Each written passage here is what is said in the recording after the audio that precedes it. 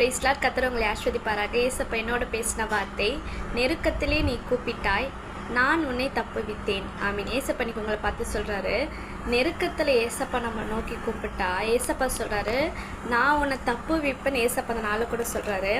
என்னன்னா, நம்ம சந்தோஷமான நேரத்திலலாம் ஏசப்பாவை ரொம்ப தேடி போவோம். நம்மளுக்கு வர ஆசீர்வாதங்கள் வந்துச்சுன்னா அதை நம்ம தேடி போவோம்.